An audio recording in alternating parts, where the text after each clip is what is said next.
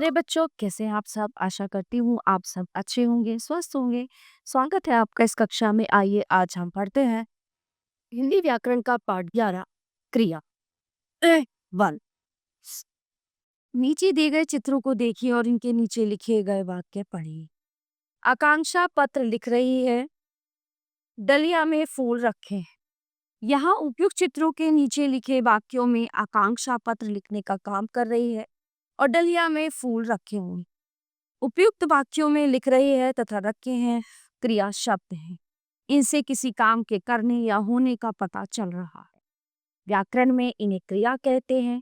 इस प्रकार जिन शब्दों से किसी काम के करने या होने का बोध हो उन्हें क्रिया कहते हैं।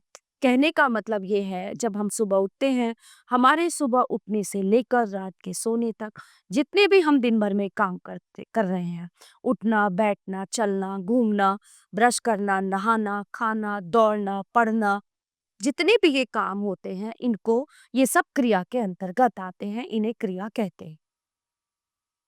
विशेष, यदि वाक्य में क्रिया ना हो तो वाक्य ही नहीं बनेगा। जैसे पक्षी आकाश में, घास पर। ठीक है, तो उपयुक्त वाक्य में जो हम कहना चाहते हैं, क्रिया के ना होने से वो बात स्पष्ट नहीं। लेकिन जब हम इन वाक्यों को इस प्रकार लिखें, पक्षी आकाश में उड़ रहे हैं, घास पर मत बैठो, ठीक है, तो वाक्य पूरा हो गया और हम जो बात कहना चाहते हैं वो भी स्पष्ट हो गई।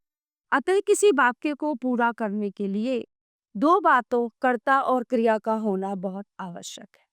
व्याकरण में इसे कहते हैं कर्ता उद्देश्य, क्रिया विधेय।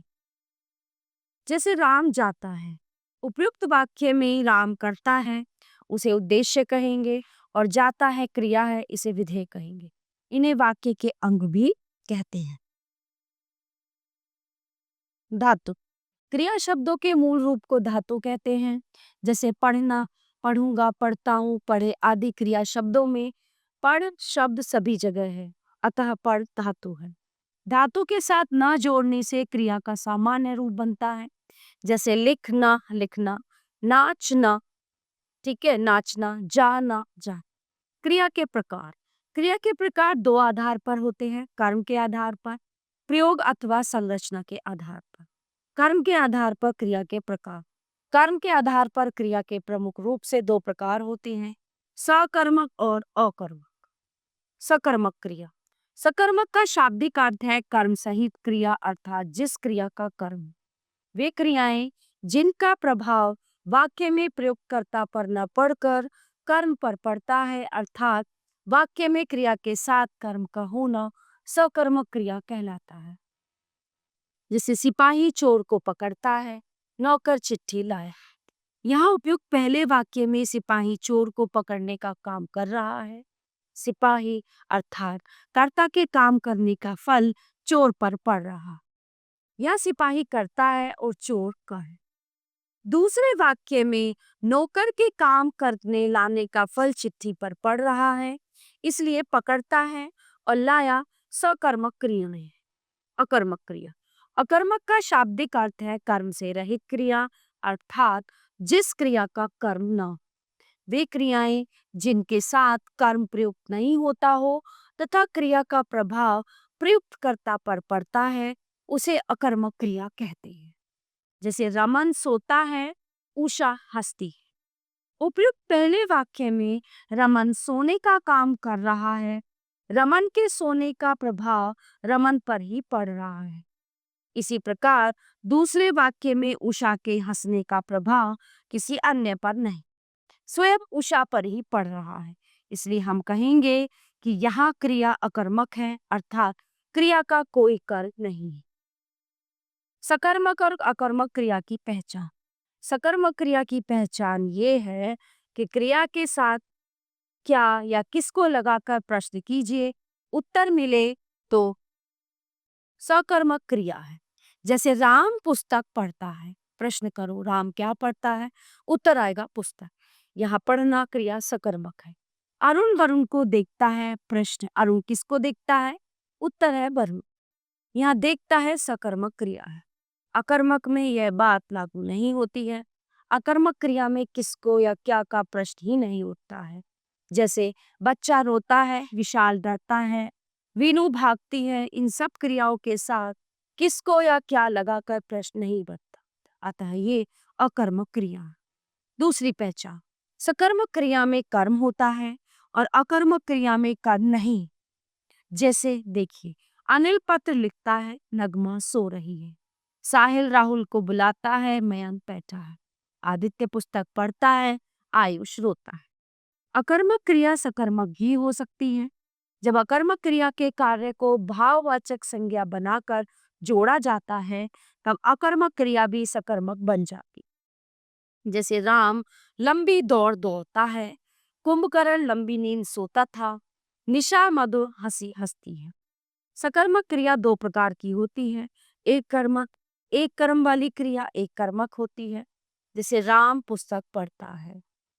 द्विकर्मा, दो कर्मों वाली क्रिया द्विकर्मक कहलाती है। जैसे माता मनु को दूध पिलाती। द्विकर्मक क्रिया में दो कर्म होते हैं, उनमें एक मुख्य कर्म होता है और दूसरा गौण कर्म। मुख्य कर्म क्रिया के समीप होता है, इसके साथ विभक्ति नहीं लगती और ये प्राय अप्राणीवाचक होता है। जैसे माता मनु को दूध पिलाती है, वाक्य में दूध मुख्य कर्म है। गौण कर्म क्रिया से दूर होता है, इसमें विभक्ति चिन्ह होता है तथा ये प्राय प्राणीवाचक होता है। प्रयोग अथवा संरचना की दृष्टि से क्रिया के भेद। संरचना की दृष्टि से क्रिया के अन्य 6 भेद इस प्रकार किए जा सकते हैं। सामान्य क्रिया, संयुक्त क्रिया, नाम धातु क्रिया, प्रेरणार्थक क्रिया, पूर्वकालिक क्रिया और सहायक। सामान्य क्रिया, वाक्य में केवल एक ही क्रिया हो तो उसे सामान्य क्रिया कहते हैं। जैसे मोहन उठा, वह खेला, वह नहाया, वह सोया, वह पढ़ा। उपयुक्त वाक्यों में उठा, नहाया, पढ़ा, खेला, सोया सभी सामान्य क्रियाएं हैं। संयुक्त क्रिया, दो या दो से अधिक जुड़ी हुई क्रियाएं संयुक्त क्रियाएं कहलाती हैं। जैसे मीनू स्कूल जा रही है, प्रभा परीक्षा दे चुकी। तो यहाँ पे जा रही है, यहाँ पर दे चुकी। पिछले पृष्ठ पर दिए गए वाक्यों में 3-3 क्रियाएं जुड़ी हैं, अतः ये संयुक्त क्रियाएं हैं। संयुक्त क्रिया में पहली क्रिया मूल क्रिया होती है और इसके बाद प्रयोग की जाने वाली क्रिया रंजक क्रिया होती है। जैसे मीना स्कूल जा रही है, उपयुक्त वाक्य में जा मुख्य क्रिया है, रही है रंजक क्रिया है। नाम धातु क्रिया, जो क्रिया संज्ञा, सर्वनाम या विशेषण से बनती है वे नाम धातु क्रियाएं कहलाती हैं। जैसे संज्ञा से नाम धातु क्रिया बनाना, बात बतियाना, दुख दुखाना, हाथ हथियाना, लाज न जाना, झूठ झुठलाना, शर्म शर्माना।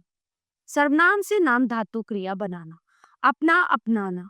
विशेषण से नाम धातु क्रिया बनाना, गर्म गरमाना, साथ सठियाना, दोहरा दोहरा। उदाहरण, मोहन और सोहन बहुत देर से बतिया रही है। आप तो मुझे व्यर्थ ही झुठला रही हैं। लगता है आप सठिया गए।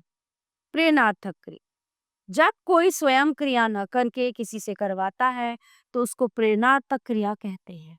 जैसे माता आया से बच्चे को दूध पिलवाती है, अध्यापिका नमिता से पत्र लिखवाती, अनुज सबको हंसाता है, माता नौकर से बच्चे को सुलवाती। उपयुक्त उदाहरणों में रंगीन शब्दों में दी गई सभी क्रियाएं प्रेरणार्थक हैं। पूर्वकालिक क्रिया, जब कर्ता एक क्रिया को समाप्त करके दूसरी क्रिया को करने लगे तो पहली क्रिया पूर्वकालिक क्रिया कहलाती है। जैसे रम्य पाठ पढ़कर भोजन करता है, आकाश भोजन करके स्कूल गए। यहाँ पढ़कर तथा करके पूर्वकालिक क्रिया है। पूर्वकालिक क्रिया कर अथवा करके लगने से बनती है। सहायक क्रिया, जो क्रिया मुख्य क्रिया के अर्थ को स्पष्ट करने में सहायक होती है उसे सहायक क्रिया कहते हैं। जैसे वह खेल रहा है, बच्चे हंस रहे हैं।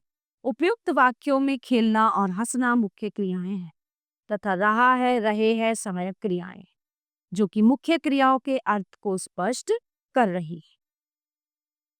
आइए देखते हैं इस पाठ में हमने क्या पढ़ा, दोहराते हैं इसको।